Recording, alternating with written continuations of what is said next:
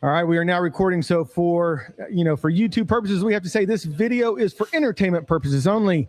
Thank you for watching Smokin Sounds. We are so excited to have our special guest, Mr. JP from Boveda, with us. We're about to record on the audio side, and hope you guys are about to have as much fun as we are. So with all that being said, in 3, 2, 1.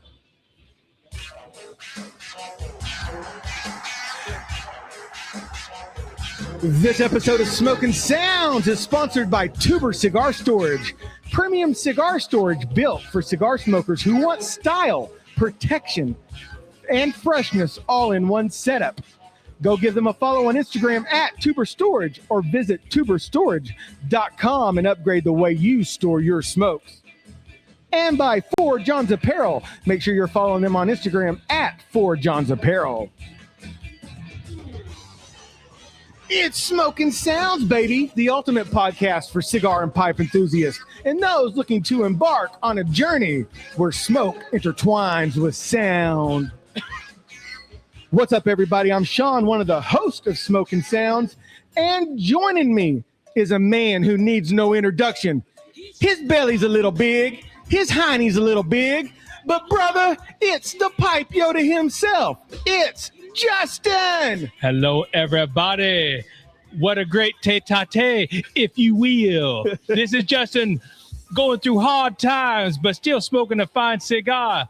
And no, Ric Flair, there ain't no honor among thieves, brother. How's it going, Mr. Sean? I had to come in with that because of, our special guest that we're fixing to introduce. He loved your Dusty Rhodes invitation the other day, so we had to make sure we brought you in with his belly's a little big. I love that quote. Go on the television, put your hand on my hand, and we'll make it to Starcade 87. It's hard out here, Daddy. It's hard out here. Well, Justin, you got anything else you want to say before we bring on our very special guest? I'm listen, we've been doing half this podcast before we even hit record. So I'm raring to go. All right, ladies, hold on. We got to start it for You didn't know? Your ass better call somebody. Ladies and gentlemen, boys and girls, children of all ages, Smokin Sounds proudly presents to you the BWO Heavyweight Champion of the World, the Smoke Break Kid. It's JP. Woo! What is up, brother JP? Brother JP, guys. That's awesome. That is awesome. That's right. You didn't know you were going to be the Smoke Break Kid now. Oh, I love it. That is fantastic. Anything similar to the Heartbreak Kid, Shawn Michaels, one of the best of all time. I will take that all day. Hey, I know. Look, I was up in the middle of the night, and I was like, man, I got to do JP justice. I got to figure out a way to get him on this podcast, a proper introduction. So, well, first and foremost, thank you so much for taking time to come hang out with a couple of knuckleheads in Tulsa. Obviously, we got a chance to meet at the PCA, and that was just we still talk about it like it was yesterday. Oh yeah.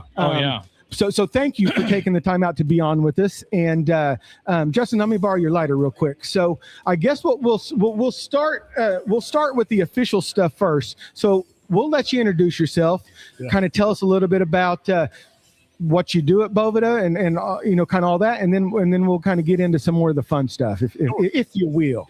If you will. Yeah, man. So I'm JP Awad. A lot of people know me as Boveda JP. I wear a few different hats at Boveda. First and foremost, I'm the Eastern United States sales rep on our tobacco team. So I've been with the company a little over 4 years now. I also am the co-host of our podcast here at Boveda, Box Press and Unboxed. So I do alongside Nate Beck, who is also Boveda. And I also it's all good, man. And I also do photography for Boveda as well. So a lot of the photography that you see out there is my stuff. So yeah, man, it's a great company. It's been around for almost 30 years, started in 1997, and it's a great product. A lot of people are obviously familiar with Boveda. If you're a cigar smoker, you likely know what Boveda is and likely use it as well. So it's a lot of fun. I'm based here in Minnesota, where HQ is, just outside of Minneapolis, and it's been a lot of fun, man. Great company, great people. I couldn't love it more than I do. So yeah. Excellent. So I want to get everybody, because we have a lot of listeners so the Boveda packs come in various, they're a two-way humidification pack for your cigars, or your pipe tobacco. And so that there's like 72%, 69%. There's even that what is that season pack? What is it, like 80% or 90%, something like that? Yeah, 84. 84. Yeah. Okay. And so, again, we just want to kind of make sure, because again, we have a lot of listeners from some people they've never had a cigar, and unfortunately we've actually inspired people to go out and start smoking cigars. That's kind of what we do sometimes. So, well, and you don't have to be a cigar smoker to support Boveda. I was looking at the website. If you're a musician, you can use the Boveda packs for your acoustic guitars. Did you know that, Justin? Now that I did not know. What's the one they tip a guitar player usually wants? 49%. Yes. 49. Okay. 49. Yeah. So cellos, basses, guitars, violins, any woodwind, any wood instrument. 49% Boveda will keep it'll keep essentially what it does. It allows you to stay in tune longer. No warping of your wood. Dude, it's awesome, and it's actually been around a lot longer than people realize. But it's a phenomenal product. And not only does Boveda have that, obviously for flower as well, we've got Boveda humidities for that as well, and that's been a big piece of our business model for a really long time. And newly, as recently as just this past week, we released an item called Skipper. It is a product that keeps your crisper drawer in your refrigerator up to 3 times longer. It essentially, it makes you not have to suffer through wilt guilt anymore, man. So. It's called the Mr. for your crisper, man. It's a pack that goes into your crisper drawer. It keeps things fresher for up to 3 times longer than if you didn't have it in there. It's phenomenal. It'll revolutionize the way that people. Wow. Okay. And so people can get that from your site, from your website. Yeah. Yep. And Amazon. Excellent. Yeah, and that's because and I think you guys we were talking the Tuber, the guys that we've gotten introduced to. We met them at PCA and been in touch with Tyler and stuff, and so they do a lot. They do the Tuber Gordo storage for cigars, but they also have like the stash that for flour and stuff. But I turned Justin onto it, and I said this would be a great little thing for pipe tobacco as well. Yeah, and then they have the one for pre-rolls, but I think like the little Sweet Baby Janes and kind of some of the little kind of carry all day everyday cigars would go great with those too. But like the Cheroots or Banditos, something like that. Absolutely. Yeah. So were you in the cigar industry prior to being with Boveda, or was it just like, I love cigars, I love this company, let's see what we can make happen? No, actually I wasn't. So I worked previous to working in the cigar industry, I spent 10 years in the beer industry, craft. Oh wow. Yeah, so here in Minnesota, I was the sales director of a few different breweries based out of Minneapolis. Well, one of them was Minnetonka, Lake Minnetonka, and did that for almost 10 years. I had a business in between a couple of my tenures working at 2 breweries where I did basically, and this is funny because this was previous to a lot of people who now do this, but I was doing consulting. I was doing photography and social media management for small businesses locally here in Minnesota. And a lot of my clients that I worked with were breweries, many of whom I knew during my 10 years working as a sales director of 2 other breweries. So, so I was in the industry a really long time. I've been a cigar smoker since I was 18 years old. I'm 41 now. And so, smoked cigars for a really long time, kind of on and off from, 18 to about 22, I smoked them pretty regularly. And then it was kind of on and off, special occasions, things like that until about like 2018. And then I got back into them quite a bit, and then got into them heavily during the pandemic, as a lot of people did. A lot of people took up cigar smoking during the pandemic, right? Because it was one of the very few things you could do with a group of people, because you could sit outside and have cigars and shoot the shit, and you know what I mean? Just right. have a good time together, right? And so I'm of the opinion, and I always will be, that the best conversations I've ever had were over a cigar. I don't know what it is, and I can't explain it, but the most substantial conversations, and also smoking a cigar is so cathartic. Like, there's something about smoking a cigar that just calms your nerves. Sorry, I kind of went off on a slight tangent, but yeah, I got into Boveda. I got very lucky. I was beginning to burn out a little bit on the beer industry, and that's nothing against the industry. It's just you wear a lot of hats when you work for small breweries or small businesses in general. And Nate, who has been one of my dear friends for, at this point, we're coming on like 15 years. Love that guy. I'm so glad you brought Nate. I was just about to say him and Mike are just tremendous individuals as well. Wonderful human. And so Nate was already working here at the time. And Nate had been with the company about a year. And I said, hey, Nate, if you guys ever have an opening at Boveda, you got to let me know. I love the product. I love what it stands for. It's an easy sell because the product works 100% of the time. And I said, if you guys ever have an opening, you got to let me know. And so a job opening popped up and he said, hey, you should apply for this. Come in for an interview. I came in for an interview and it was for a different job at Boveda that I didn't quite have the know-how or the industry experience or hands-on experience in the industry to be able to take on that role and do the job that I think that it required, right? Like that it required more than I could afford it because I didn't know the industry and I didn't know the people in the industry yet. And it just so happens that while I was in that interview, another position was opening up that I ended up like essentially segueing during that interview into a different interview for this. You're going to love this. The first brewery that I was a sales director of, the gentleman that I was interviewing for the position of here at Boveda worked in back of house at the brewery that I was a sales director of. Oh, wow.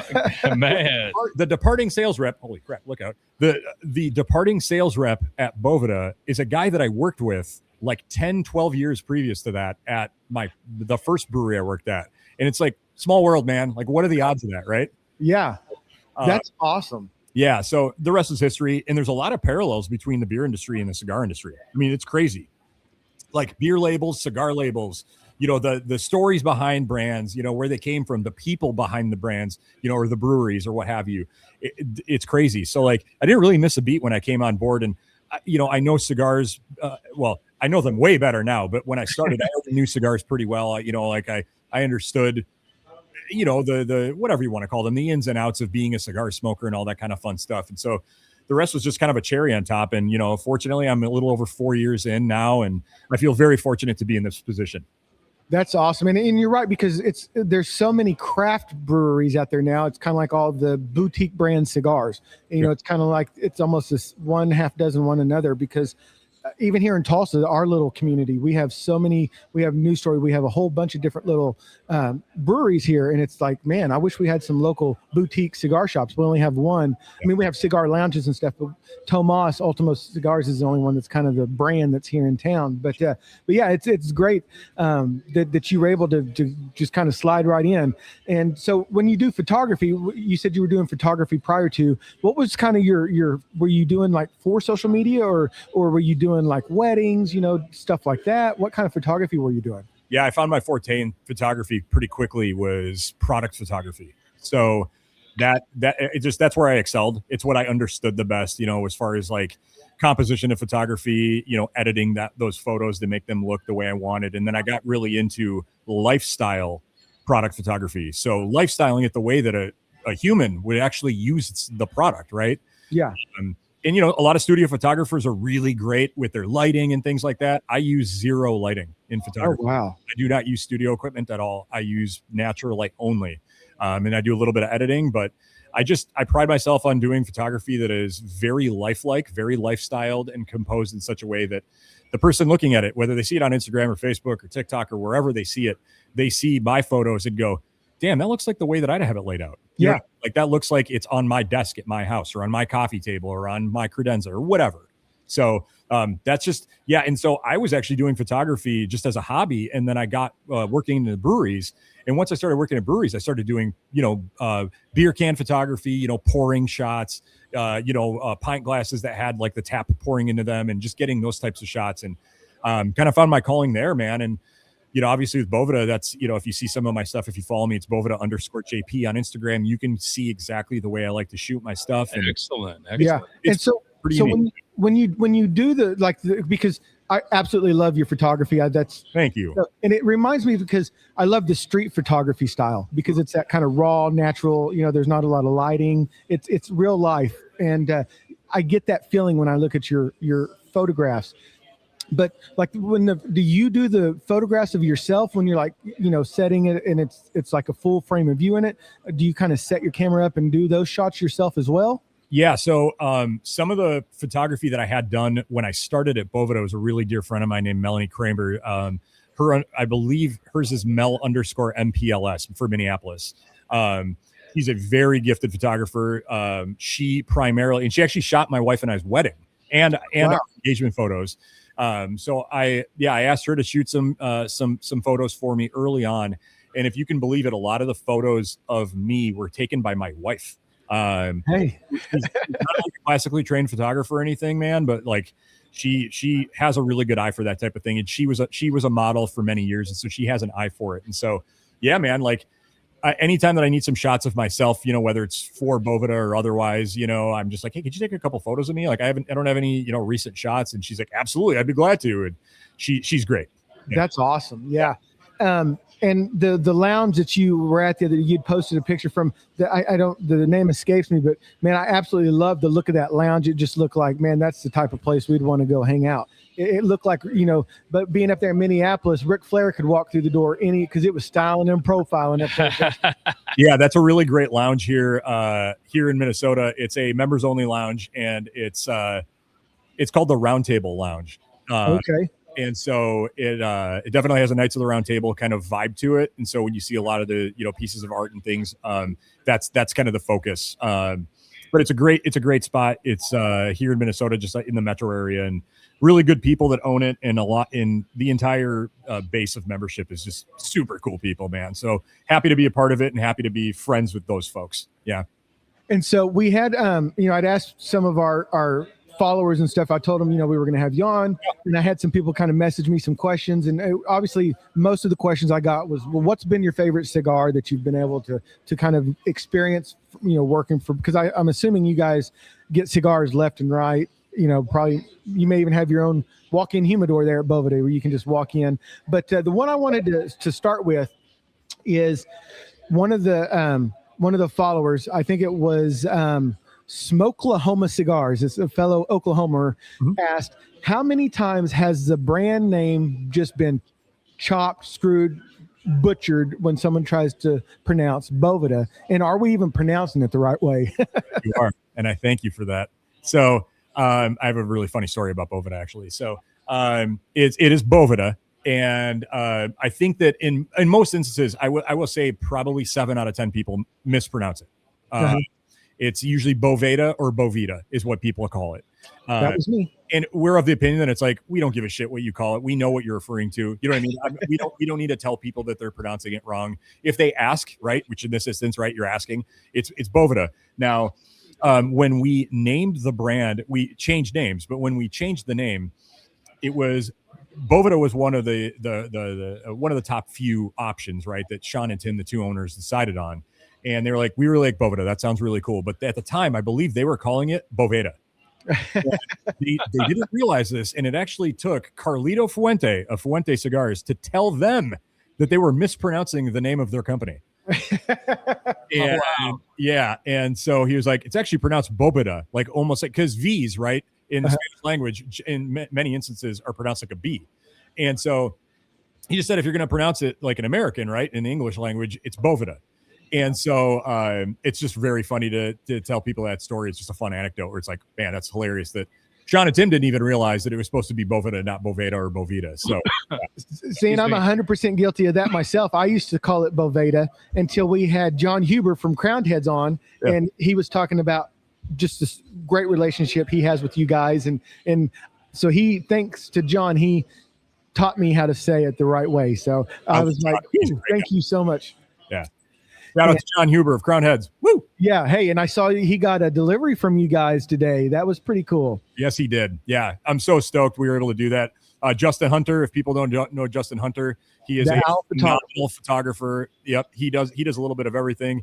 He's a great portrait photographer, lifestyle photographer. Justin Hunter, the Owlland Cigars. If you don't know him on Instagram, the Owlland Cigars, check him out. Shout out to Justin.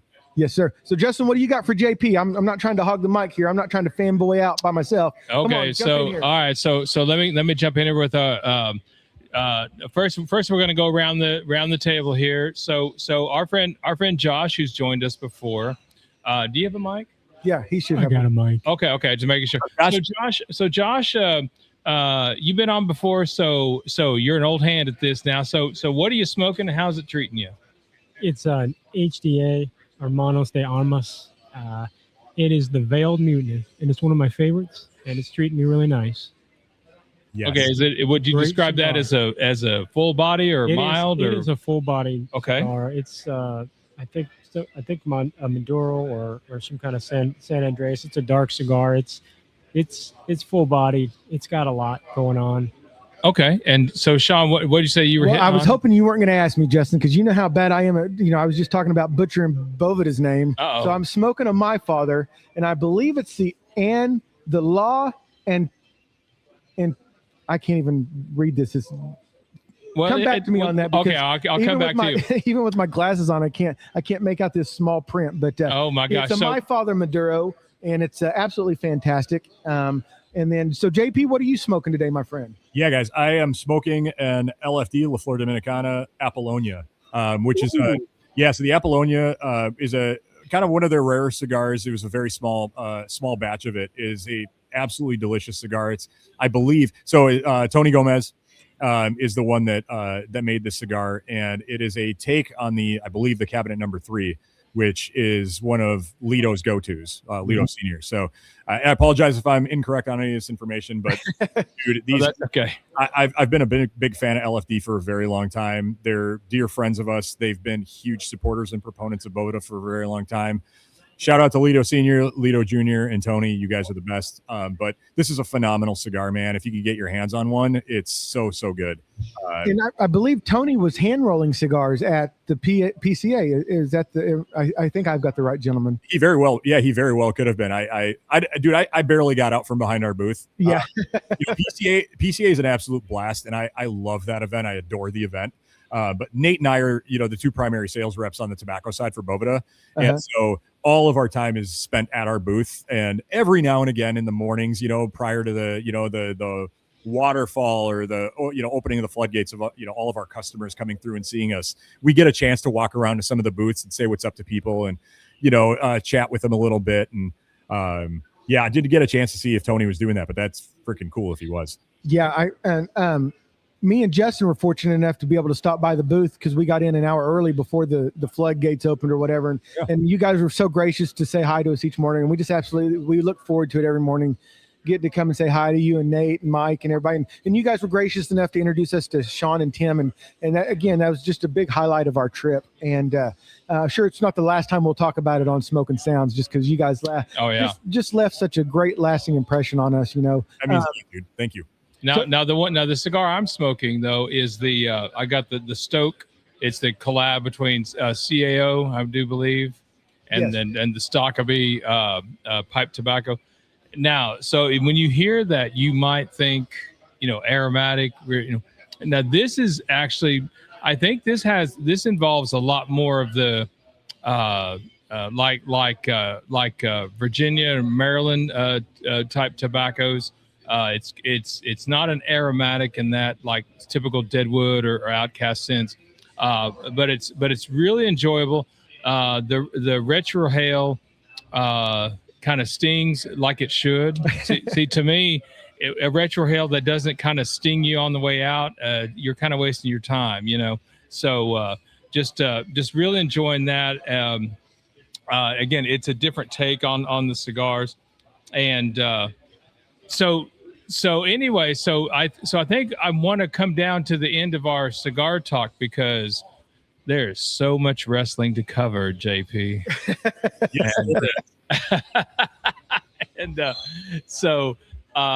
But again, yeah. Now, what I wanted to tell everybody publicly is that again, because we were actually talking. Sean had to take care of some business, and so JP and I were talking, and I just said, the thing I love about Boveda packs is that you don't have to babysit your cigars. You just put it in there. If you have the right one for the amount of cigars you have, then you're good to go. You can just get them and smoke them. And I love the fact that you can have them. Like a lot of times we'll get several cigars like in a Ziploc bag, throw a Boveda pack in there. You're good to go. So I just love that. And you know Jay Furman. I don't know JP. I don't know if you know Jay Furman. He's out of New York. He's a big pipe smoker. Okay. He has a great Instagram following, but just a hell of a guy. He does these. He usually does them on Sundays. They're called coffee talks, and he does them with pipe makers, artisan pipe makers, and stuff. But last night he did one with Daniel from Domain. And it was just fantastic. But he messaged me today because he knew we were going to have you on. And he said, I just want you to tell JP that Boveda is one of the true products that I completely trust with my cigars and pipe tobacco. He said, I'll never not use a Boveda pack. He said, tried and trusted, has never let me down.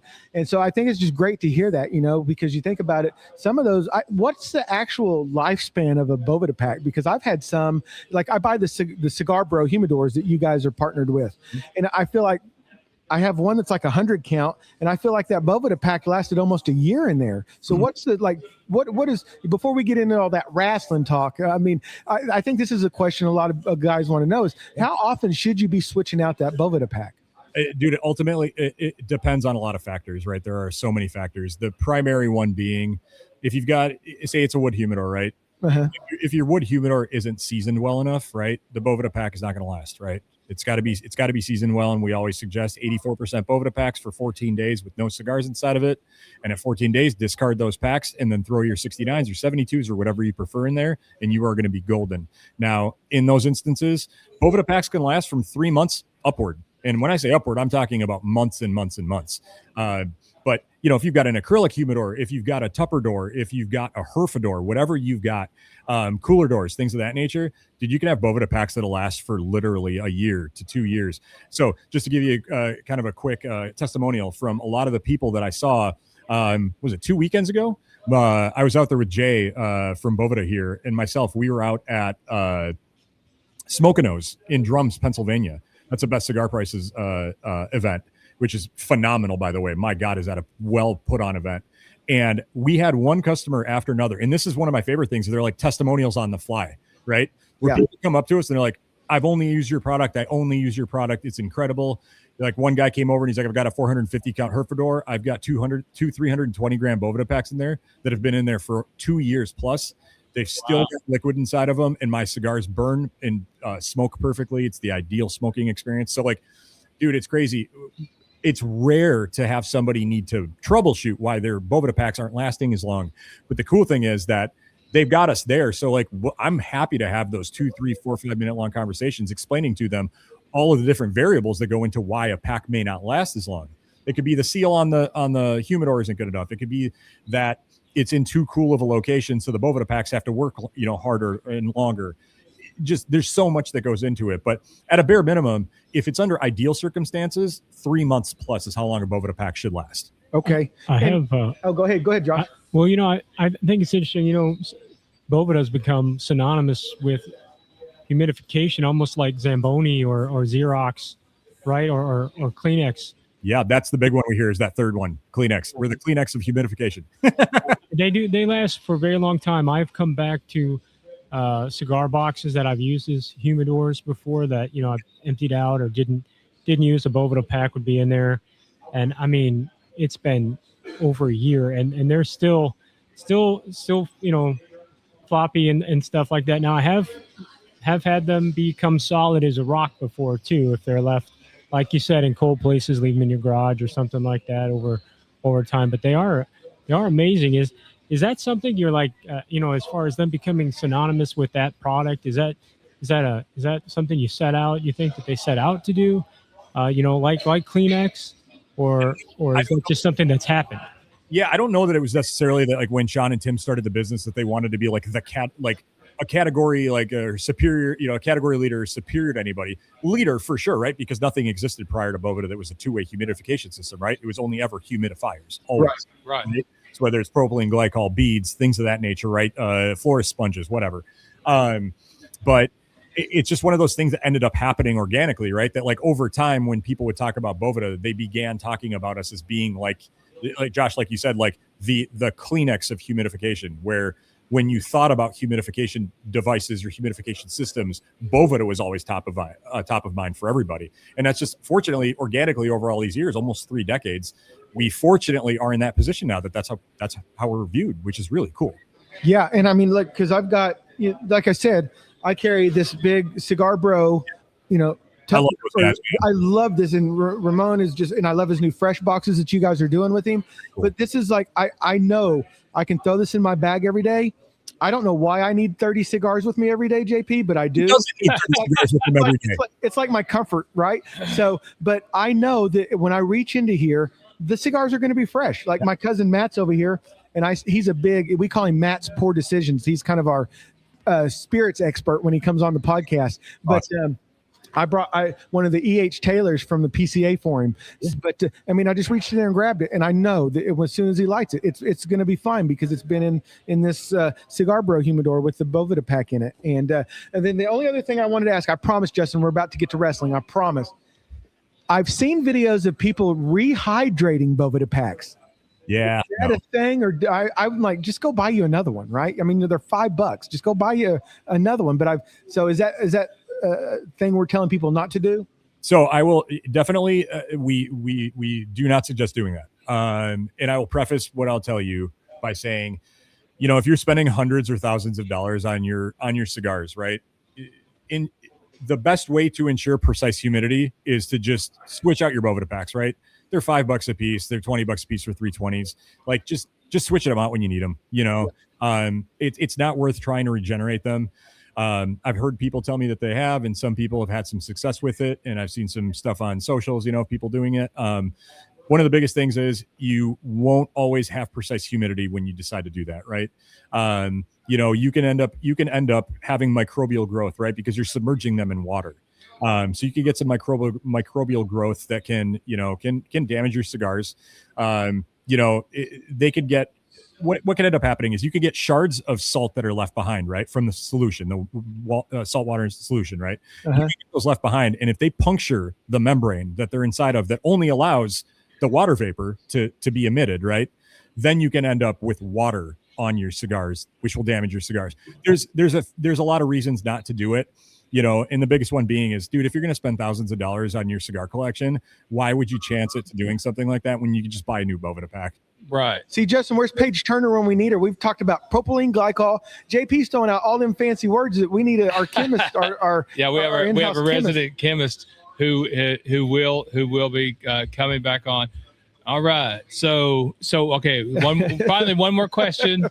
One more question about the product, and then it's RASSLIN. That's wrestling. Okay. So, what can you talk about? What can our listeners be looking forward to from Boveda, say in the next 6 months or year or whatever? What you guys got on tap? Maybe that our people need to keep an eye out for. That. Yeah. He's pointing to the Boveda humidor. It's a wooden humidor. It's absolutely beautiful. And you guys were doing a giveaway of one of those that was signed by everybody at the PCA. Actually, 4 of them. 4 of them. And I told JP if we won it, Justin, he had to sign it because it wouldn't be worth a damn if it didn't have him and Nate Mike's signature on it. You guys are too kind, man. I'm not that cool. No, 100% you are. But no, those humidors, you can get them on the website. Yeah. And they're absolutely beautiful humidors. Yeah, they punch well above their weight, man. As long as we're talking about like combat sports, right? They punch well above their weight. It's a phenomenal humidor. It can fit anywhere between about 40 to 70 cigars, depending on the Vitola. That's one 320 gram pack that comes with it when you receive it. It also comes with 3 84% so that you can season it first. Okay. But it also comes equipped with a 320 gram 69. The 69 in there will last 6 months plus, man. That thing is built like a Tupper door. But it's just absolutely beautiful. It's sexy. The engineering behind it is no joke, man. But it's an inexpensive humidor for what you get out of it, and it's definitely our kind of pride and joy, and we're very, very happy about it. That's right. All right, man. So, all right, Justin, ring the bell, sucker. So here we go. So, ladies and gentlemen, so as we begin our wrestling talk, so JP is stationed up there in Minnesota. As I was telling him, a lot of us, Tulsa boys, Oklahoma boys, we were familiar with Mid-South. with Georgia Championship Wrestling. But Georgia Championship Wrestling became pretty much national when TBS, remember, JP, I don't know if you would, on Saturday nights at 6:05, you tune into Georgia Championship Wrestling. But you guys come down from from that Minnesota way. And so let's kind of start very briefly. So kind of your experience in wrestling, and then kind of, how you got into it. A lot of us just got into it. We just watched it on TV and just kept watching. Yeah, man. So our father, my dad, he worked at the Minneapolis Convention Center, and he was around AWA, and AWA became one of the best known and most notable of the territories in pro wrestling.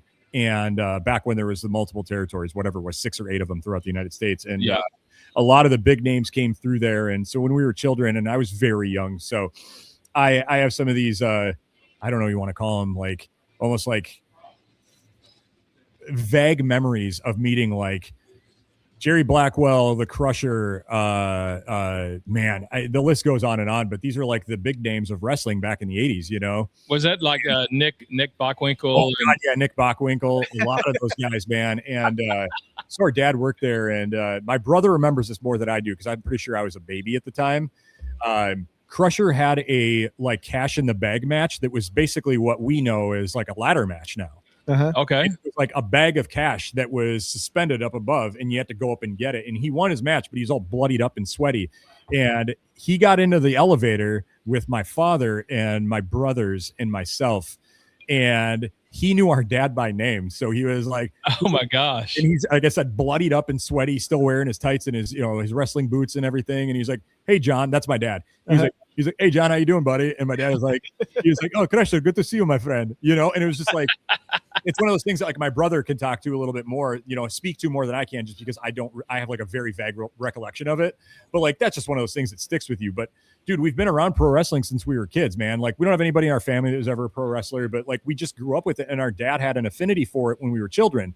And so my first, I guess I would say like one of my very first real memories of wrestling was that made me like a massive wrestling fan was WrestleMania 6, which for a lot of people, Hogan versus Warrior, for the title, that was absolutely insane. Right. And so that was it for me. And, I kind of hit the ground running, and I've always been a huge fan, dude. I had favorites growing up. Like Brutus the Barber Beefcake was one of my favorites when I was a kid. Oh yeah. I love the Rockers, God, Jake the Snake Roberts is really cool. Dude, I could go up and down the list. There were so many good wrestlers. Macho Man, yeah. Like all these guys, And the Rockers, remember they came out of Mid-South, and they were the Midnight Rockers when they were at UWF and Mid-South and all that. I just loved how they but now they're not to be confused with the Rock and Roll Express. No, yes. that was our boys down here. Yeah. I've never bought so many damn tiger stripe bandanas in my life to tie around my legs so I could be like the Rock and Roll Express, man. Now those were some Mid-South boys right there. Those guys are fabulous Freebirds, right? Like these were these were like the OGs, right? Like these are the guys that put tag team wrestling on the map, that made it sexy to be a tag team wrestler. Right. Yeah. Now, did the Legion of Doom come out of Minnesota? I always feel like the Road Warriors came. Okay, yeah. And they're Chicago boys. They're Chicago boys, but they'll also tell you that they're what do you call it? Honorary Minnesotans, dude. Like they're big time. But yeah, that's another one, right? The Road Warriors. Those guys were big time, man. I remember their God damn it. Was that Starrcade 87 where they did the Skywalkers match? Do you guys remember that? Yes. With the scaffolding. Holy shit. Dude, that was freaking terrifying. As again, in 87, I was 3 years old, but I remember, I used to, as I got a little bit older, I started buying VHSs of old pay-per-views. Coliseum Video. You guys remember those? Coliseum Video. Right on, man. I was buying up videos at every video store I ever went to as a kid. Like, what a lot of other kids are buying, whatever, skateboards or, Hot Wheels or shit that they were into, One of my favorite things was Ninja Turtles action figures, and then buying up VHSs of old like WCW, NWA, WWF stuff. It was, that was it for me. Okay, I got to stop right here. So Sean, Yes, sir. Paige was looking at our Four Johns T-shirt, Uh-huh. and for some reason, you have. Speaking of Ninja Turtles, you have Leonardo as a tattoo on your arm. I don't actually have that. That must have been some sort of design flaw with, but hey, I'll take it. Look, I'm not opposed to it. I love the Turtles. I just wanted to get the straight story from Sean. So everyone who sees our Four John shirt, you'll see that Ninja Turtle. So what is actually in its place? Like what should be there? I have no idea. I'd have to look. Okay. But I will say if it was a Teenage Mutant Ninja Turtle, it would be Michelangelo because he was always my favorite and he loved pizza. So that, listen, I didn't get this girlish figure from not liking pizza. So my wife and I have 2 cats that came out of the same litter. They're brothers. One's a long hair and one's a short hair. But they look the same. But their names are Raphael and Donatello. Oh, there you go. Yeah. Woo. Okay. So all right. So we just a brief stopover. You said Ninja Turtles. So Oh yeah. So did you ever experience later on? They like movie theaters would start showing like WrestleMania. Like you could pay and watch it in the theater. Did you ever do that? Vince McMahon, don't hate me, man. Or Ted Turner. We had a pirate box. So yeah, we stole everything, dude. We stole. Oh my gosh, man! Like you'd have to click the back, every now and again if it got fuzzy or like white noise, you'd have to click the back and it would work for like an hour, and then you'd have to go do it again. We had like one of the cheaper ones, but yeah, man, look, we were my mother and father were Lebanese immigrants. We didn't come from a lot of money, so paying even that nominal fee at the time for a pay-per-view just wasn't in the cards, man. So we used our pirate box to do it. Yeah. Yeah. So when I first met Justin, we were in broadcasting school together. And one of the things we'd do is I'd take him to run errands on Mondays, and we would go and we'd have a cigar, a Punch Maduro at the pouch. Yep. And then we would go to his house. We called him Digipock at the time because he had 2 digital boxes. So we could watch WCW on one TV and WWF on the other TV. So we didn't have to, flip back and forth. So during the Monday Night Wars. So did you ever get into probably my favorite at the time was did you ever get into ECW? Come on, man. Come on, Tommy Dreamer. You can't be a pro wrestling fan and not have had like ECW be up there for you, man. Yeah, my brother and I went to a couple shows in St. Paul here. Oh, did you? Yeah, we went to, I think it was December to Remember in 90. Fuck, man, when was that? Paul Heyman would have to let me know what this is. I can't remember the year. Yeah. I think it was like 98, 99 or something like that. It was Jerry Lynn versus Rob Van Dam for the title. And the Van Dam Terminator. Do you remember that? Where he stacked those chairs and do that? The Van Daminator, yeah. Yeah, man. I think he had multiple moves though, didn't he? He had the Van Daminator. He had a bunch of different moves. Yeah. Yeah. And he made everybody. He'd always make everybody. Because he would always get on the mic and say, "I'd love to work on Monday nights," because ECW usually came on like Tuesday or Thursday on on ESPN of all things. Yeah, and see now you guys have a little bit more pull over there at Boveda than we do, JP. But I've tried to reach out to Matt Cardona. I believe I'm saying his name right a couple times because he's married to Chelsea Green, big WWE superstar. He loves cigars, and so I was like, man, that would be so cool to talk to one of these wrestlers. Like obviously Cody Rhodes loves cigars, and it was just on the most recent Cigar Aficionado cover. Yeah. And funny enough, I got a message. So for WrestleMania, Randy Orton ordered 2 boxes of the Padron Fuente Opus X collab. Yep. He ordered 2 boxes for Cody and sent them. And the note said, cementing our legacy together. And I thought, man, that is so cool. Very cool, dude. Yeah, I heard about that. That's really cool, man. A lot more wrestlers are cigar smokers than people realize. Like a lot of them. Like Orton's a big one. Cody, I believe. I don't know if he still is, but I could have sworn Cody and Frankie Kazarian own Rebellion cigars. Yeah, not Rebellion. What's it called? No, not Rebellion. I know they make the American Nightmare cigar. American Rebel? Is that what it's called? I think that's what it is. Yeah. Wow. Rebel. Yeah. So, Kazarian's obviously a big cigar guy. Cody's a cigar guy. A lot of guys are. I forgot who was just posted a photo the other day on Instagram. It was like 5 or 6 wrestlers that were all smoking a cigar together on a patio or something. Oh, that's awesome. And we can't forget about Tiffany Stratton. Yeah. She smokes cigars. Yeah. Because Liv Morgan was just on a podcast with Cody Rhodes, and Cody handed her a cigar, and it cracked me up because he goes, now, Liv, you don't smoke this like a J. And I lost it. I started cracking up because they're like in front of a live studio audience. And I'm just like, dude, Cody's the man. I love it. That's awesome. Oh yeah. So, all right. So you guys, you made it through the, the 83 weeks and all that.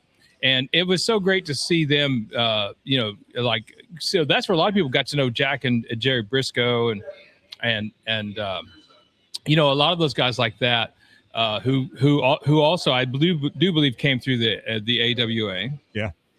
And but the guys that my crew are going to remember most from AWA is like Bruiser Brody, yeah, and what is it, Abdullah the Butcher, yep, and kind of that generation. Again, they were on ESPN as well. ESPN has not many people really know, and because I used to watch AWA on ESPN, and I used to watch World Class Championship Wrestling, from Dallas. Yep. And now they have that big deal with WWE. Mm-hmm. Yeah. So their ESPN has a much longer wrestling history than most people would like to admit, I guess, or whatever. But so I did want to mention we lost Ted Turner, and who, by the way, was just instrumental in so many of our wrestling lives.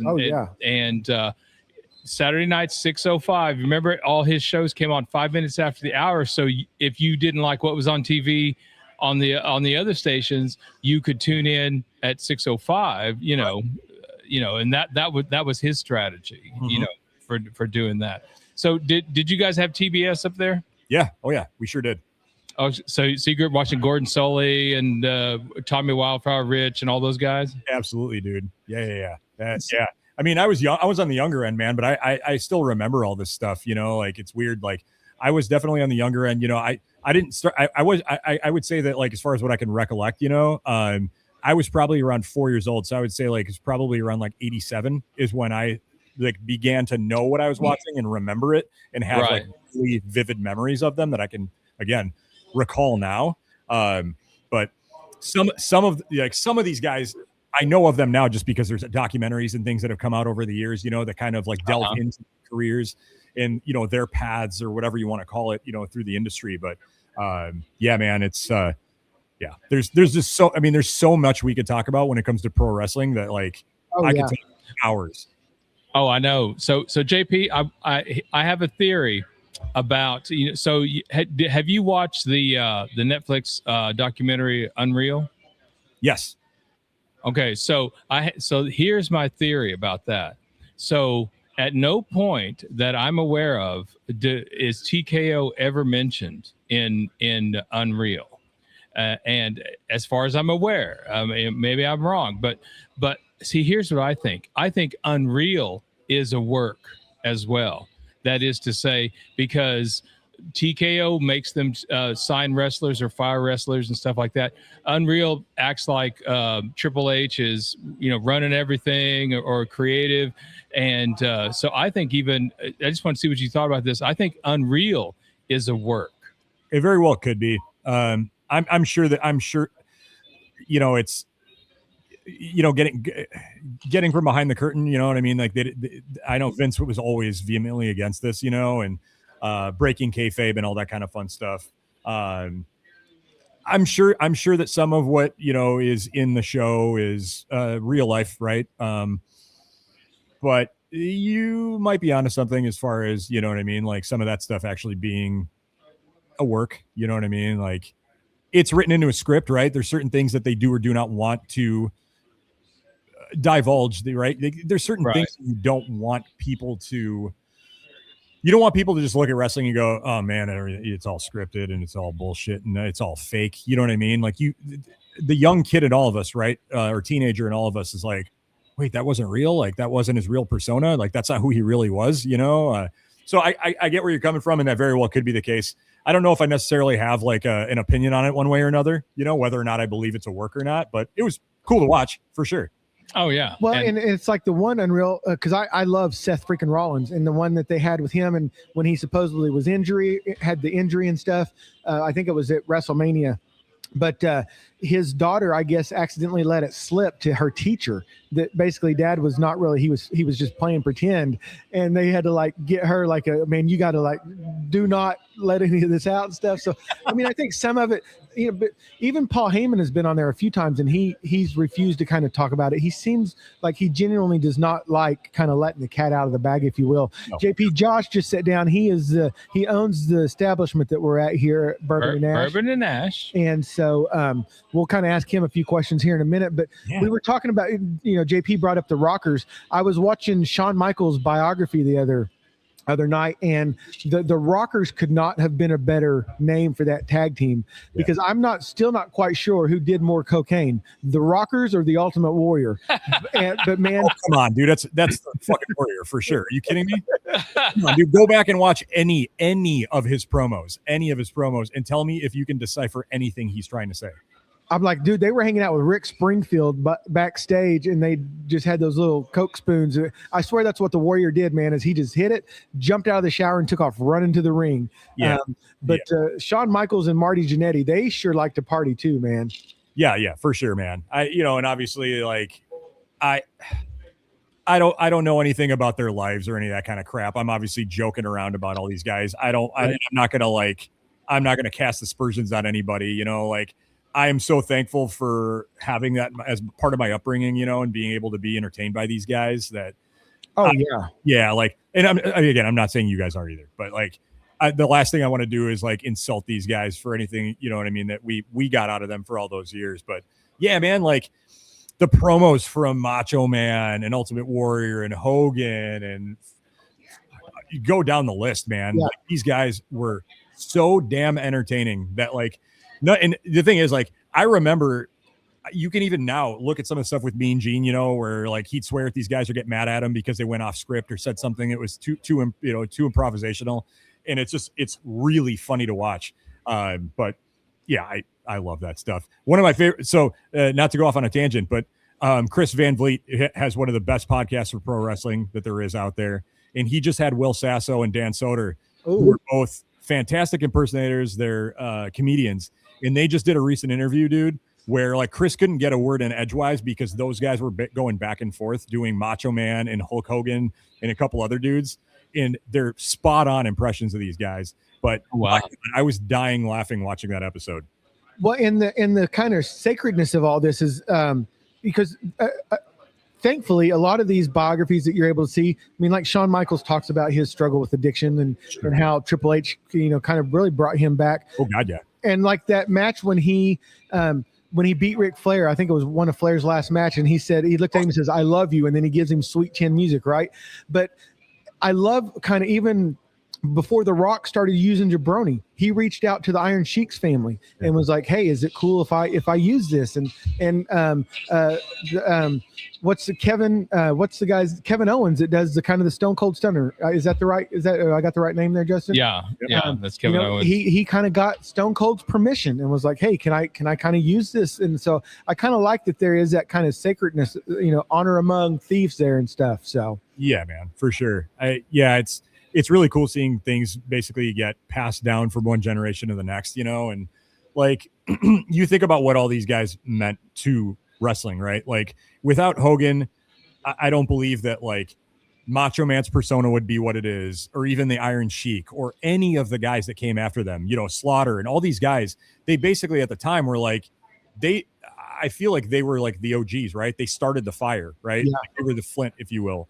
And then every generation that came after that was drawing upon some of the promo skills and even the personas of these guys to become who they are and kind of put their own stamp on what pro wrestling was going to be or become. And it's cool, man. Like it's fun to continue watching it, continue to grow and see all these different characters come about and, you know, how they pay, homage or homage to, you know, their predecessors. Yeah. Sorry. All right. So speaking of that, all the new characters, yes or no on Danhausen? Oh, it's a huge yes. Are you kidding me? Woo! Yeah, come on. Danhausen, look, I can understand how people think like Danhausen's entire thing is just like it's too weird and funny and all that kind of crap, you know. But like he's good for pro wrestling, man. Like there's so many kids who watch pro wrestling too. To think about, like I feel like not only can a lot of us who are on the older end of the things, you know, who have been watching wrestling since the 80s, can look at him and appreciate what his persona is and like what he brings to the table. But there's so many kids that like, especially now with Cena kind of being out of the picture, he fills like a void or a gap that you know what I mean, like just hadn't been filled. And also, dude, the amount of freaking merch that he sells, like like there's a reason why he's around, man, and why he, you know, like has such a big stage for himself, like on the indies, you know, and AEW. Like he was, I feel like he wasn't used well in AEW. I feel like he was misused in AEW. You know, he's an undersized guy, right? Yeah. Which AEW has almost nothing but undersized guys, right? But there is a place for him in WWE. Like he is entertaining, he's fun. I think he's a good steward for pro wrestling. Whether or not people like love his shtick, that's totally subjective. And all the little Danhausens that come out with him and stuff, that's great.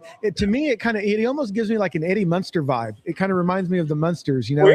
And his theme music, kind of the idea.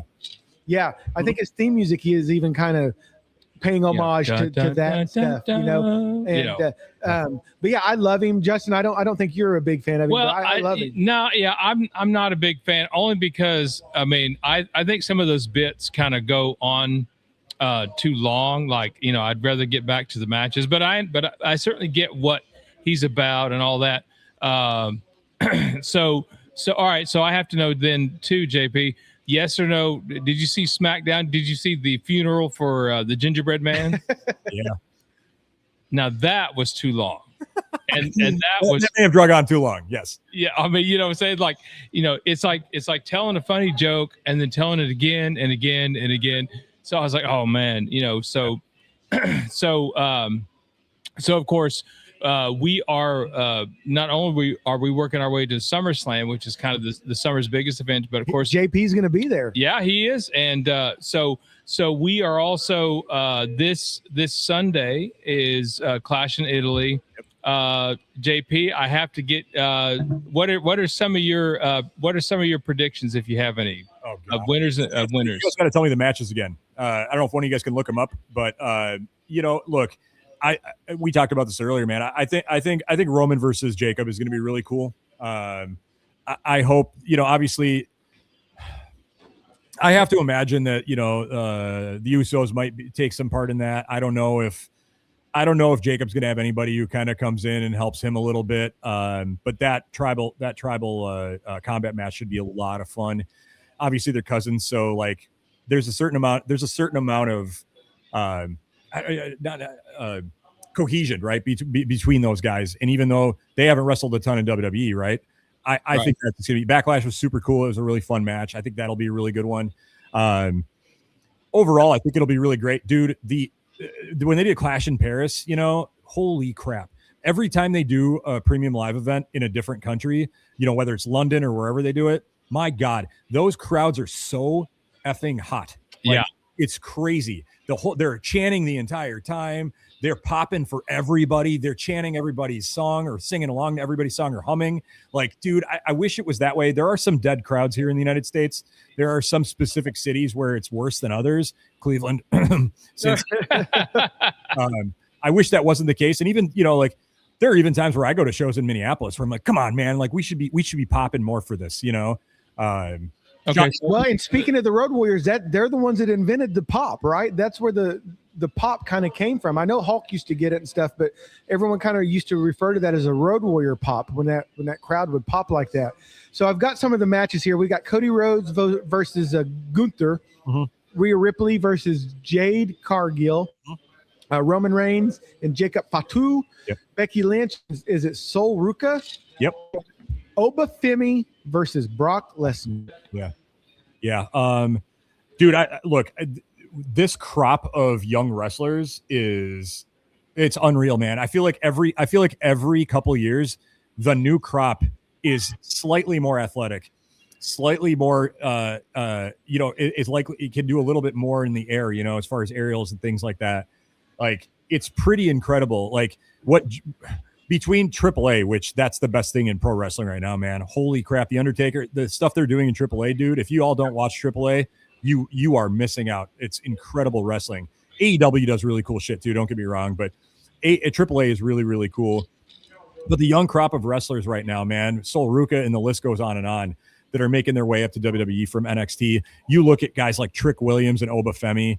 I mean, dude, pro wrestling is in a really good place, man. If some of these guys are in their twilight of their career, I think they could rest well knowing that, pro wrestling is in an incredible place. But as far as like these matches, I think Rhea's probably going to win. I think Rhea will win that match. I think it should be a pretty good match. And look, I want to give Jade Cargill a lot of credit, dude. From her time in AEW and even her early days in WWE, her matches are far and away better than they've ever been. She's a great worker now. She sells moves really well. Like, I just love what she does. Rhea Ripley is, to me, by the time she's done wrestling, will be the best ever. Yeah. I love Charlotte and what she's done for pro wrestling, and obviously, being the daughter of Ric Flair, she's always kind of sort of been in his shadow. I feel like she stepped out of his shadow over the last 5 years or so with him being out of the picture. But 14-time world champion, you can never take that from her. But Rhea's awesome. I think she'll win that match. I think Cody's gonna win. I think he'll take that over Gunther. What am I missing? Oh, Brock versus Oba, dude. Justin and I were talking about that earlier, man. That's a good one, man. Because Oba, to me, is like the second coming of Brock, which is part of the reason why his first real feud in WWE is him and Brock, because Brock is the original next big thing. And I feel like Oba is the new next big thing. And he's also a cross between that and like Goldberg, because you think about how people do the Oba, like it's got Brock and Goldberg written all over it. Yeah. I was saying earlier, I think Oba could do a shooting star press if he wanted to. He's that athletic. I actually thought he was going to do one to Brock at WrestleMania, the way that Brock did to Kurt Angle when he won the title. Like his first title, I thought he was going to do one to Brock as almost like a passing of the torch, which in a sense, him beating him was a passing of the torch. But dude, I don't know which way that's going to go. I feel like because Brock put him over at Mania, that Oba might put on a really great match where they beat the shit out of each other, and then Brock maybe takes it. Could be a schmoz finish in some sort of way. I don't know, man, but that'll be a fun one too. So I'm gonna get a couple of questions over here to Josh, but I wanted to ask you real quick before we kind of put a pause on the wrestling talk. Is Justin kind of has a theory, if you will, that the next wrestler that Gunther is going to retire will be Brock Lesnar. Yeah, dude, I don't know if Brock wants that.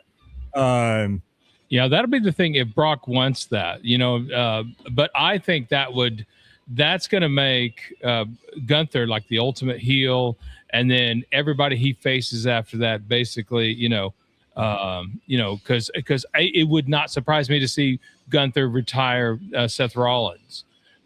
Down the road, I could see it. And Seth doesn't want to wrestle forever, right? Like, there are other things he wants to do.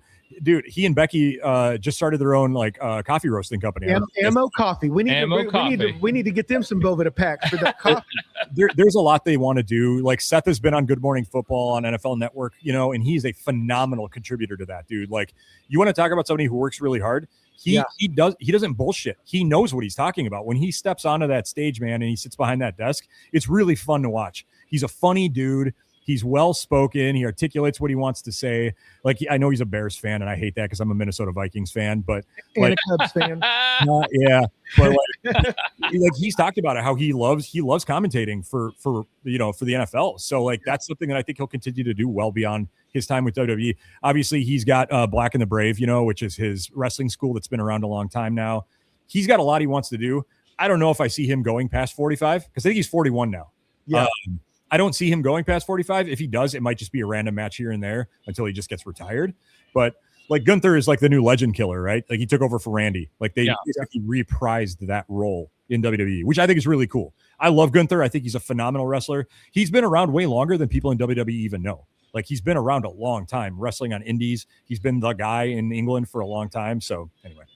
All right, Josh. So we'll kind of put a pause on the WWE. Now, I will say, Josh did text me. He watched the Hogan documentary and he liked it. But so it's been a few episodes, Josh, since we've been out here at Bourbon and Ash. So why don't you tell us a little bit about what's new, what's kind of going on, what we got coming up? Kind of fill all the listeners in that love to come out here and be patrons of your establishment here. What's going on out here at Bourbon and Ash? The biggest thing is stability-wise. We've got one more. We're trying to get LFD cigars in, and we'll be super happy with that. I'm really hoping the next week we find out about that. And that's what JP's smoking right now. He has an LFD. Which one was it, JP? I'm smoking the Apollonia, the TAA release. Very nice. Yeah, we're hoping we can close that out. So if anybody knows anybody within them, say, yes, you need to bring them here. That's my favorite cigar by far. So to have it here would be awesome. And then, like I said, we've got a bunch of gift packs for Father's Day. We're going to give one away. It's an Oliva 5-pack. We got some other cigars we're going to give away today. Yeah, we're going to do that here in a minute. Camacho sent us Law from Camacho sent an ashtray. We've got a Tuber Gordo pack, and we've got the Deadwoods Dominicana Buenos Noches.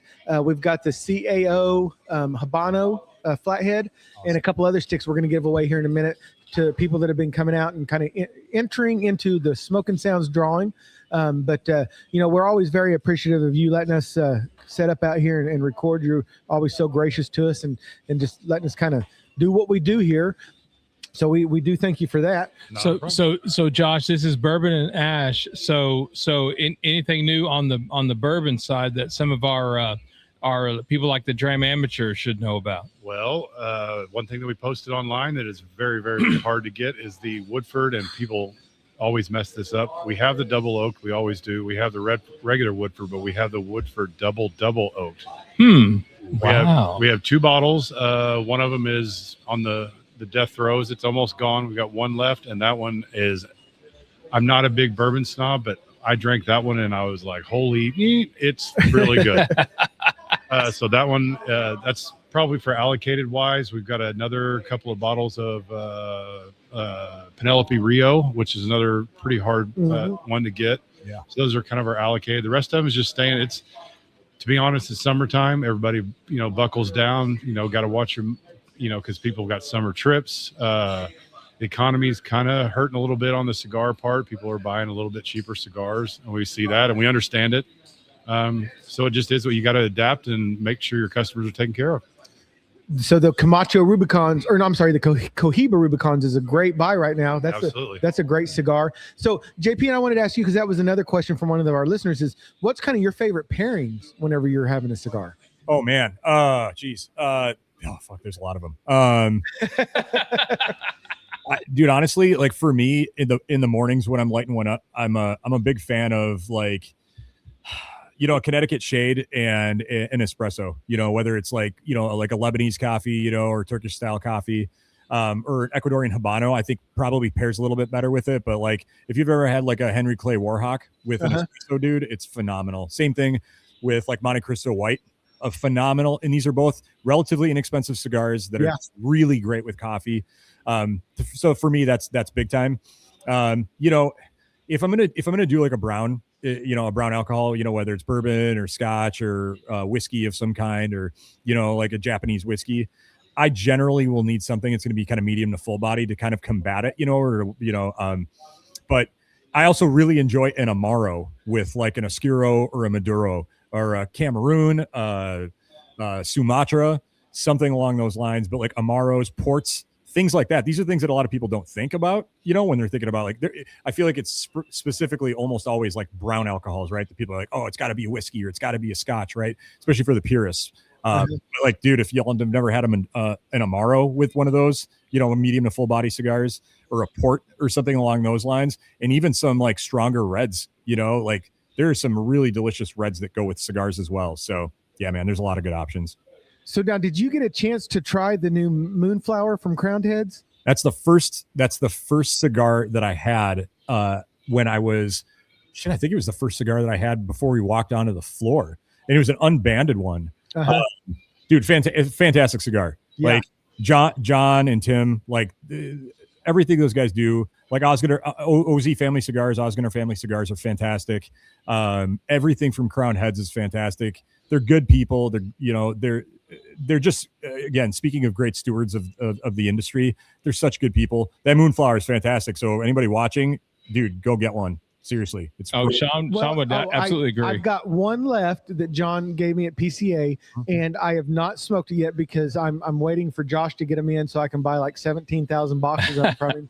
But they John and Tim just did a new episode of the Oz Head, and the new Ozinger, the Oz Family cigar, is it called the Americana or America or something like that? He basically he said that he kind of blended that after the CAO Brasilia. Yeah. That's one of my favorite, because from Really what good. I've been told, and if I'm obviously if I'm wrong, please correct me if you're listening or if you guys know, but that was kind of like the real last cigar that the family blended before they left CAO, was that Brasilia.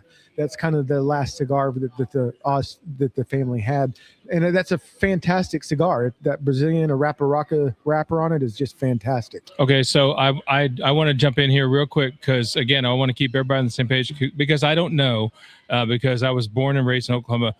What is Amaro?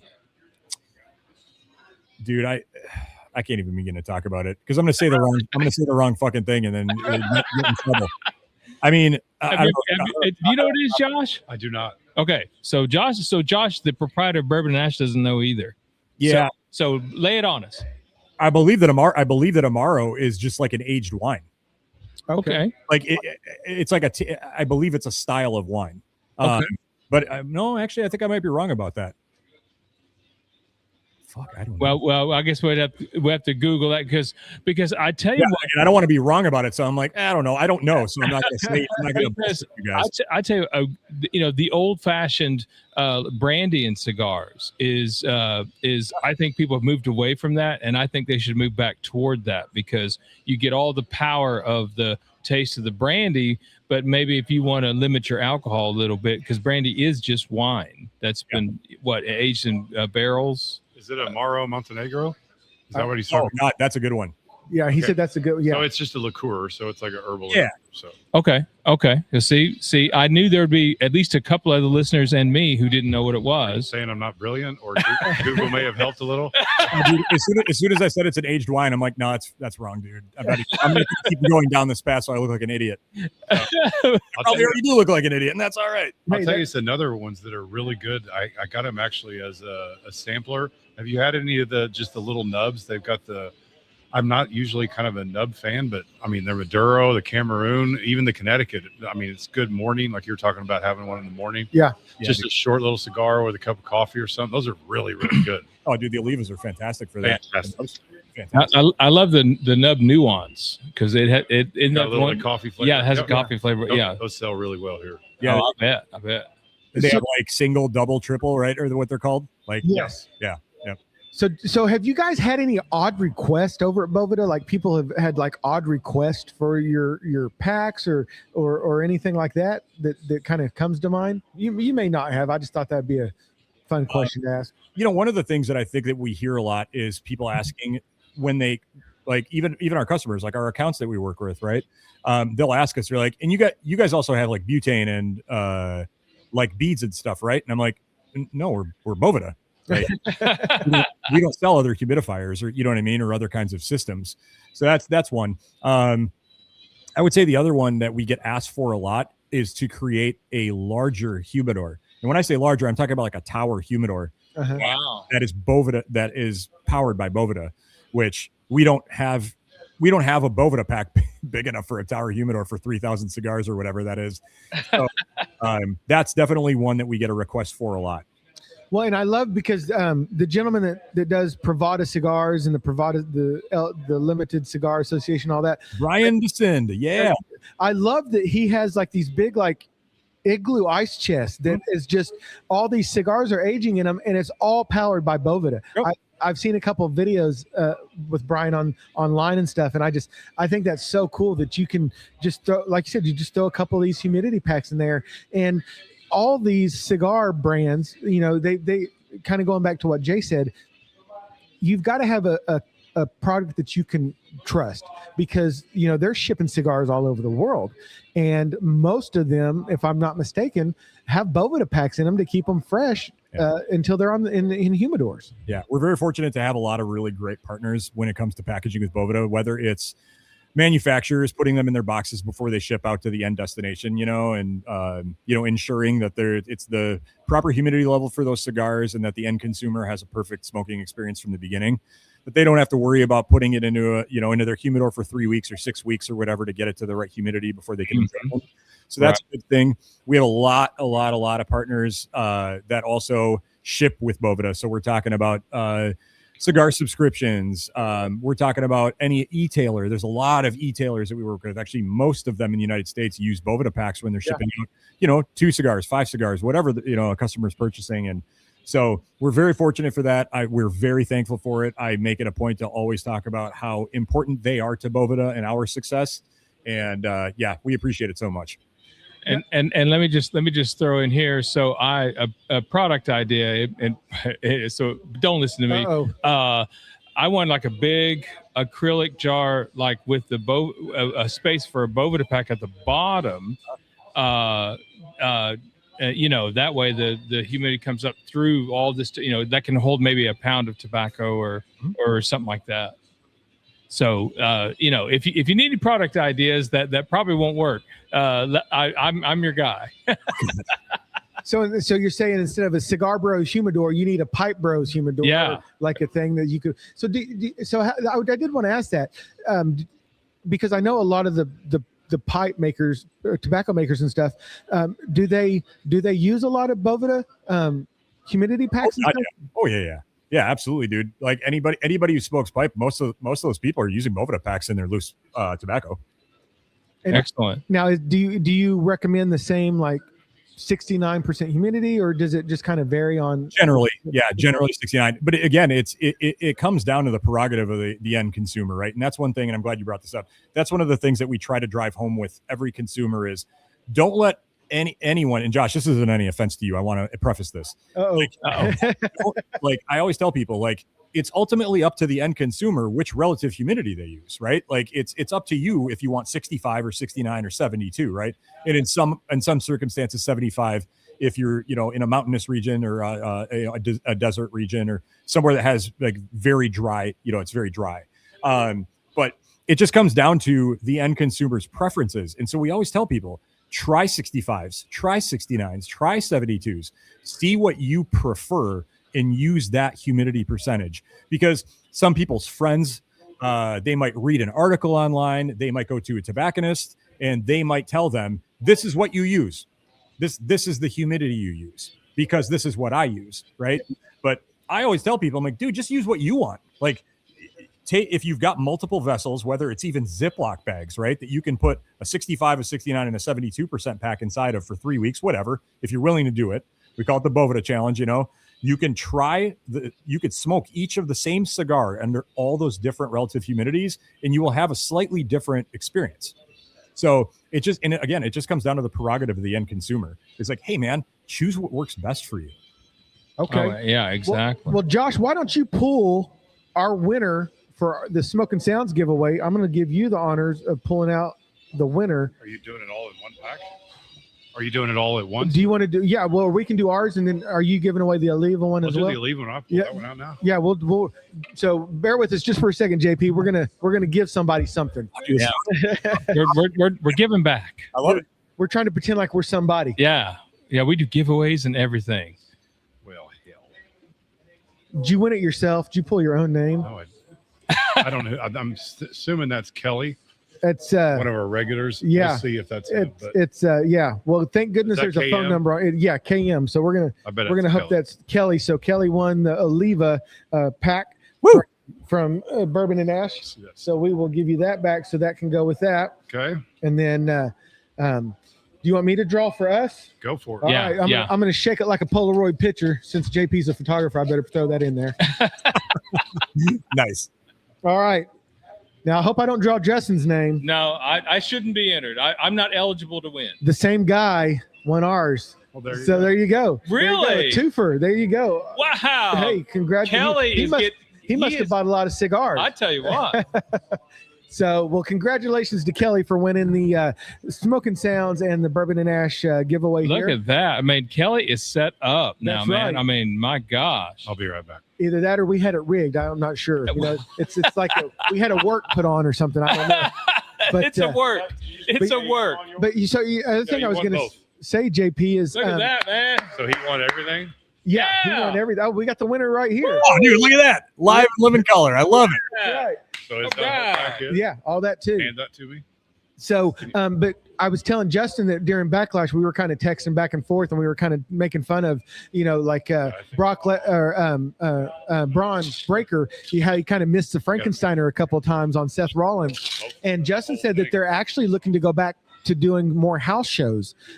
They kind of went away from doing house shows, but they're trying to work those back in so that they can have a little bit more practice and stuff. So they're not just, appearing on SmackDown or Raw, and it might kind of clean up a little bit of this. But I didn't know if I noticed it a lot especially during Backlash. It seemed like there was a lot of moves that were missed. And so I thought that was kind of funny.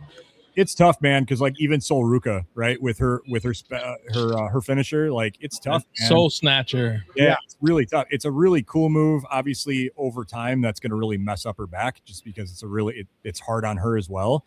But dude, some of these moves, like especially with the like aggressiveness that like Braun, has doing the Frankensteiner and how quickly he does it, it can be easy to mess that up. Especially when you're on the ropes like that, man, like your foot slipping that's an easy thing to have happen to you.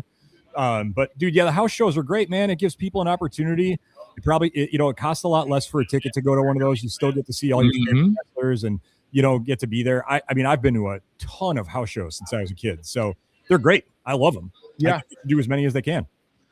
And I believe that's what kind of we grew up on, especially here with Mid-South, was all the house shows and stuff. And you got to see a lot of the wrestlers that you didn't necessarily get to see that were on TV and stuff. Well, I remember they came to Ponca City, Oklahoma, and I got to yell at General Skandar Akbar because I hated him so much, because he betrayed Terry Taylor and all that, all that kind of stuff. But I actually got to, and he looked, I was like, "You suck, General," and he like looked over like, "What? Really?" Like he was genuinely surprised, like, because I was like a 13-year-old kid, yelling at him and stuff. So, but the house shows made that possible. They made it where you could really get to know, the combatants. Yeah, 100%. And so JP just got to share right, and so I want kind of the instant answer here, not the one you're going to think about, but so what's the most memorable house show that you've seen, back in the day? God damn. It was probably in the early 90s at the River Center in St. Paul, which is where it used to be XL Energy Center up until this year. Now it's called Grand Casino Arena. That's where the Minnesota Wild play. It was in the River Center, which was a smaller venue. And it was my first time seeing The Undertaker in his initial form as a child. So like when you're a kid and you see The Undertaker, dude, like it's like this out of body experience. You know what I mean? Where like you're terrified. Even now I'm getting goosebumps. Like you just think about that and you're like, dude, I got to see The Undertaker when like everybody, including adults, were terrified of this guy, petrified of him. And they thought he was actually this man from Death Valley. You know what I mean? That you like didn't want to go near, he'd kill you. Like being in his presence would put you in the ground, things like that. But that to me was probably more than anything, that was the one that really stuck out to me. Oh, wow. There you go. And as much as Undertaker terrified me, Paul Bearer terrified me even more. Like there was something about that character. Yes. He like I had nightmares about that guy. Like the Undertaker was scary enough. Paul Bearer he was such a great component of that character. It was just perfect. Well, see, and I knew him when he passed away. Everyone said, "Oh, Paul Bearer, the guy who played Paul." But I knew him as Percival Pringle. Yes. Oh yeah. So some of you old schoolers will know Percival Pringle. That's how I always knew him. I obviously but that's where I got to know him. And then of course he went and did the Paul Bearer stuff, and then with Kane and all that. But when he passed on, I was like. Thus, we say goodbye to Percival Pringle. Yeah, man. So one thing I wanted to touch on before we get out of here is, so you and Nate, you guys do the Boveda podcast, and I obviously, I love John and Tim. I love Crowned Heads. That episode that you guys did with them was absolutely fantastic. So can you talk about some of the episodes that maybe you guys have planned, some stuff that's coming up for the podcast? We've got a few different ones coming up. Obviously, the one that that we literally shot today is with Skip Martin of Romacraft. Oh, I love their cigars. Love Romacraft. They've been massive proponents of our brand for a very long time. I mean, as far back as 2010, and even before that, before he started Romacraft, he and Michael, he has known Sean and Tim for a really long time. And so, it was an especially nice episode. And we talked a lot about humidification of cigars in this episode, which is really, really fun.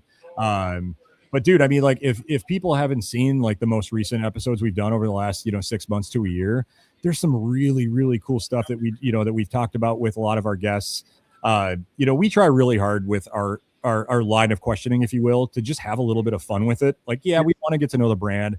We want to know what kind of cigars they enjoy and what have been their favorites they've made over time. But we like to kind of get to the core of the human behind these brands, and have some funnies and just kind of keep it lighthearted because, dude, there's a lot of pods. And again, I'm not casting aspersions or insulting you guys or anything because I don't, you know what I mean? Like they're like what you guys do. This is fucking great. But like there's a lot of podcasts, right? There's a lot of media out there, and it's easy to ask the same 10, 20 questions, right? It's easy to do that, right? And in many instances, like some people watch your podcast that don't watch the other, 10, 20, 30, 50 of them that are down the road, And so it's fun for us to try really hard. And we'll talk about Boveda, right? Because more often than not, it's somebody who packages with Boveda, right? Yeah. Like we don't, I guess, kind of hang our hat on that and talk about that the entire episode. We might touch on it for sure, but because it's important for the end consumer to know why those companies package with Boveda. Like why do you do it? Why is humidification important to your brand? Why is it important to the cigars in those boxes? And then ultimately, why is it important to the end consumer? In the response is generally the same, but in their own, in their own explanation. And it's very cool to hear them talk about that. But we try to just have fun with the people that are on our pod, man. Like we just talk about like our day to day and, like things that, memories that we've had of the industry, things that are comical or funny, things that are a little more lighthearted. And so, I would say like, as far as what's coming up, I won't say too much about it, but the Romacraft episode will be a ton of fun. And when is that? When will that be released? Yeah, Roma Tobacco. I apologize. That's actually what it's not Romacraft. It's Roma Tobacco. Roma Tobacco. But that should be probably the next 2 weeks. No, probably in the next month. Okay. Next month. Okay. But that'll be a really fun one. But man, if you haven't seen the stuff that we did with Raquel Quesada and Juan Martinez of Hoya, as well as Quesada Cigars, that was a really fun episode. The LFD episode was a ton of fun. We were laughing our asses off the entire time. Oh wow. We've had some really great guests, and we're going to have a lot more throughout the year. So yeah, please watch. It's a lot of fun.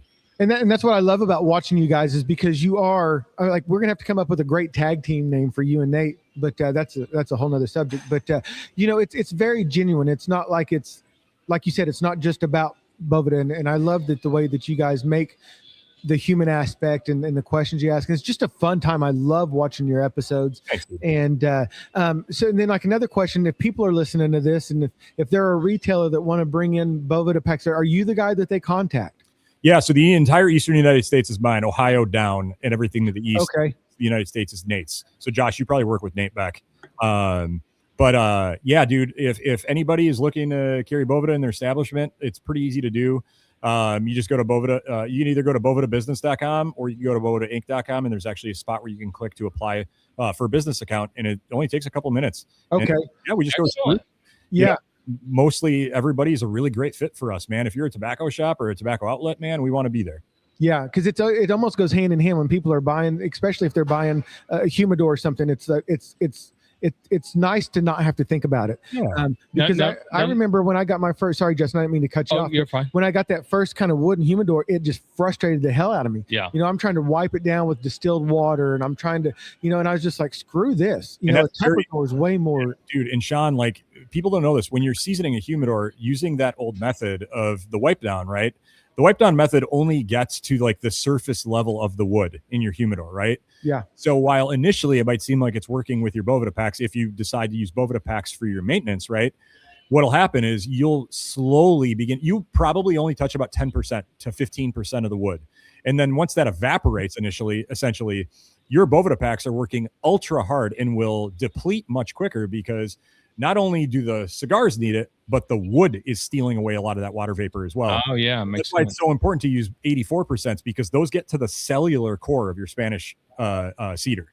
Like, and that's why the 14 days allows it the perfect amount of time to get to the cellular core of your wood so that when you do put 69s or 72s or 65s or whatever you decide on, those packs will last way longer.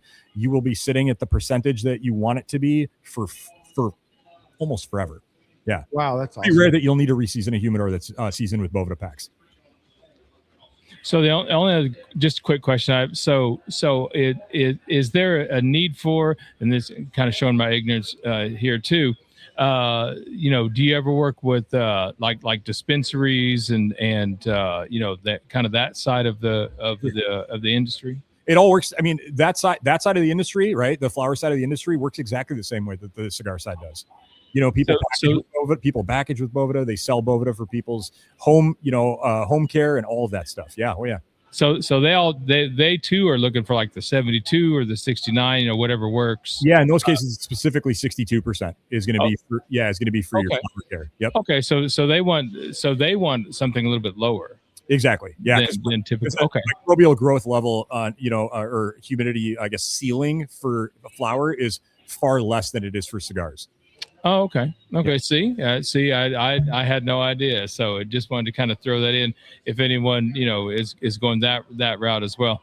Yeah. So wow. So you guys, so now if you package, do you have people like package, like send coffee, like coffee beans with these packs, or would that be kind of counterproductive? No, not at all. It's very productive. It's really cool, man. The amount of people that reach out to us on our customer service side and ask us, hey, I've got jumping spiders that I am moving from place to place. Which pack should I put inside of its vessel? Wow. Oh, dude, it's crazy. Coffee, all kinds of different foods, rice, you know what I mean? Like what have you, like, it's pretty incredible. Boveda has so many uses. We're barely now scratching the surface. I mean, obviously, Skipper is the new big thing for us, and we'll continue down the path, and we'll find whatever different kinds of different applications we have, and we'll touch on it. Wow, that's awesome, man. That is awesome. Yeah. All right, Justin. Well, we have reached the point in the podcast where we go around the room and say, "What we forget." So we will start with Mr. JP. Anything we forgot to mention? Anything we forgot to bring up? No, man, like this has been a ton of fun. Honestly, it's crazy. Like on the wrestling side of things, I feel like we just scratched the surface of shit. Yeah. Oh yeah. Oh my gosh. Yeah. I'd be stoked to come back on and just talk wrestling for an hour and a half, man. Like it's a passion of mine, and very few people in the cigar industry actually know that I'm a wrestling geek and have been my entire life. So this is a really cool platform for me to spew my geekiness about the pro wrestling world. So yeah, man. Look, if you don't use Boveda for your cigars or for your flower or your wood instruments or for your crisper drawer in your refrigerator, brand new thing. That's right. Definitely check us out. Well, and you caught me because so I did that on purpose because we made mention you're going to be going to SummerSlam. So unbeknownst to you, me and Justin already have you kind of slated for an episode after SummerSlam. You got to tell us all about it because we want that firsthand experience. Yeah. And that one will be just me, you, and Justin, and it'll just be all wrestling. And so we kind of did that on purpose to kind of lure you back in because we were so stoked to have you on. We were like, how can we trick this guy into being on with us again? So yeah, you don't have to trick me at all, man. You don't have to trick me at all. I'm stoked. Very happy to be with you guys. This is awesome, man. So all right, so Josh, did we forget anything that you wanted to mention, or do you want to remind our listeners about stuff going on here? The biggest thing, one that I forgot, is the HDA, which Oh, you guys yeah. brought in here. Yeah. We'll have the cut and light. Zach will be in town on July 30th. That's right. So that'll be a huge event for us. But like I said, about every couple of months we have something, but that's the next biggest one coming up. Yeah, that's going to be a big event. HTA. HDA. I think you guys do their shipping and stuff as well over at HDA, and That's just awesome, dude. Yeah, Zach and those guys are just stellar humans. yeah. Well, Pipe Yoda, Pipe Dude Love. What did we forget? Oh my gosh, man! This has just been so awesome, and again, we have been looking forward to this all for just quite a while. I will say, let me just say, shout out to Tony Barea over at Stallone Cigars. Listen, dude, I'm getting low on the sample of pipe tobacco you gave to me. So I need to, and that needs to come out. I'm also looking for the Lord Nelson, Tony. So when that comes out, let us know. By the way, and I put this on our Smokin Sounds site. So one of my all-time favorite tobaccos is called Presbyterian Mixture. Pipe Mike said that was coming out in a pouch form, not a tin. It's a pouch, and it is. You can get it online nowadays. So I just wanted to let some of our listeners know that Presbyterian Mixture. That was the first genuine tinned premium tobacco that I ever purchased, and I only purchased it because of the name. And it's to all these years later, it still remains one of my favorites. So you pipe smokers, if you know about Presbyterian Mixture, you know what I mean. If you don't, or get you some online, get you a pouch. I promise you, that will definitely be worth it.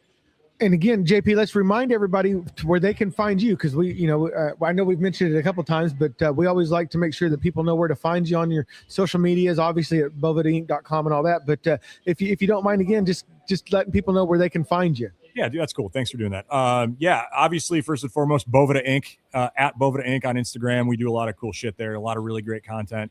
And then my own is Boveda_JP.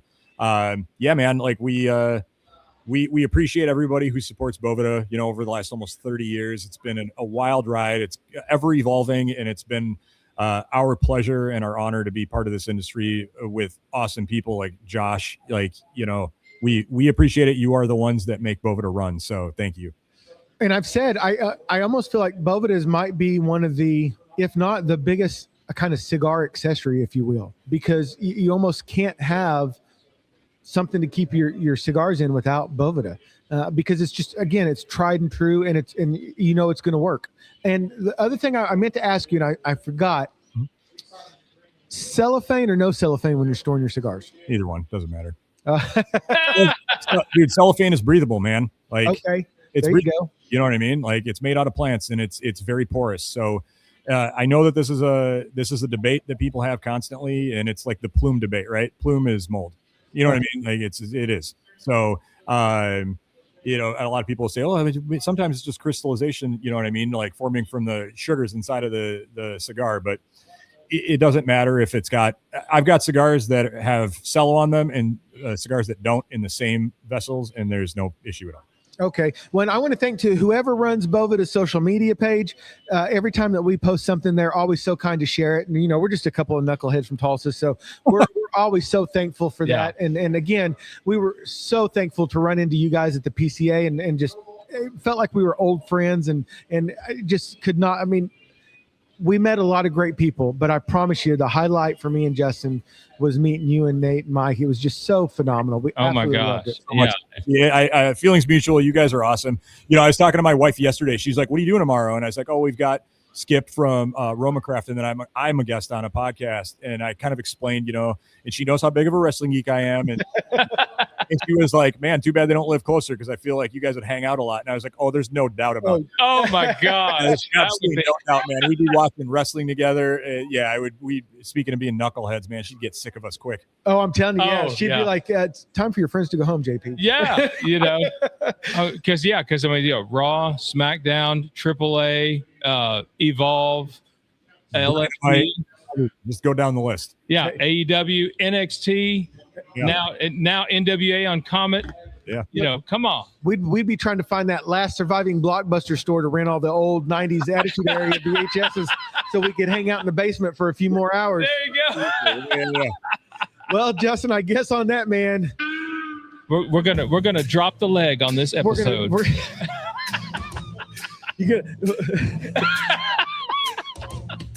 Sweet chin music right to the face of this episode. Yeah. See, look, we could go on and on, but we're gonna say that's a wrap on this episode of Smokin Sounds. Hey, listen, follow us at Smokin Sounds Pod. We've got a website too at Smokin Sounds Pod. We've got links to Boveda on our website. And so if you just want a one-stop shop, jump on Smokin Sounds Pod. Thank you so much to my wife at Dirty Birch Media for designing that website. Yeah, we're shop to show. Boom. It's going to get you right over there. But wait, there's more. That's right. Jump right over there to Boveda. Get you a couple of 69% humidity packs, whatever you need. If you're a retailer, bam, we got you taken care of.